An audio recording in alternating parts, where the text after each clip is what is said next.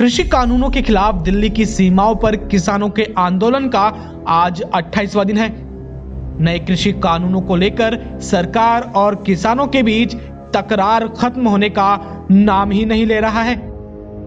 किसान अपनी मांग से पीछे हटने को तैयार नहीं है, लेकिन इसी बीच पिछले 27 दिनों से चल रहे किसान आंदोलन को लेकर उत्तर प्रदेश के मुख्यमंत्री योगी आदित्यनाथ ने विपक्ष पर करारा हमला किया है। योगी आदित्यनाथ ने विपक्ष पर किसानों को भड़काने का आरोप लगाया है। उन्होंने कहा है कि किसान के चेहरे पर खुशहाली लाने के लिए ही कृषि क्षेत्र में तेजी के साथ सुधार के लिए केंद्र सरकार ने 3 कृषि कानूनों में व्यापक सुधार किए हैं। लेकिन देश में कुछ ऐसी पार्टियां मौजूद हैं जिन्हें किसानों की प्रगति, देश का विकास और किसान के चेहरे पर खुशी अच्छी नहीं लगती।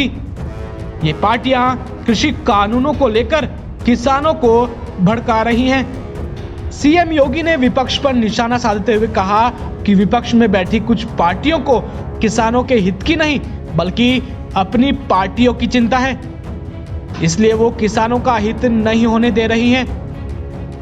चाहे वो कॉन्ट्रैक्ट खेती का हो, मंडी का हो या एमएसपी का हो, विपक्ष नहीं चाहता कि किसानों का हित हो। सीएम योगी ने कहा कि बार बार कहा जा रहा है कि एमएसपी समाप्त नहीं होगी, लेकिन तब भी एमएसपी के नाम पर किसानों को गुमराह किया जा रहा है।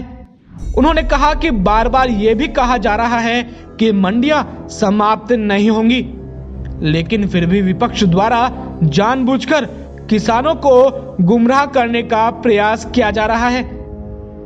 सीएम योगी ने विपक्ष पर आरोप लगाया कि किसानों के नाम पर राजनीति करने वाले लोग जब सत्ता में आते हैं तो किसानों के मुद्दों पर ही मौन हो जाते हैं। हम आपको बता दें कि केंद्र सरकार देश भर में चौपालों के माध्यम से कृषि कानूनों के फायदे बता रही है, लेकिन इन सब के बावजूद किसान अपनी मांग पर अड़े हुए हैं। दिल्ली की सीमाओं पर डटे किसानों का कहना है कि जब तक कृषि कानूनों को निरस्त नहीं किया जाता है तब तक वो आंदोलन जारी रखेंगे।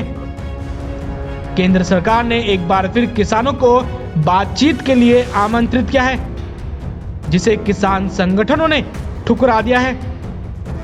हम आपको बता दें कि नए कृषि कानूनों के समर्थन और विरोध में आवाजें जुटाई जा रही हैं।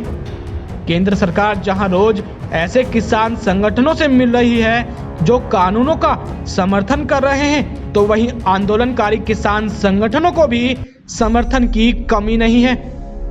अब देखना यह है कि आगे किसानों और केंद्र सरकार के बीच क्या बात बनती है। फिलहाल के लिए इतना ही। देश दुनिया की तमाम खबरों को जानने के लिए आप देखते रहिए लोक सत्य।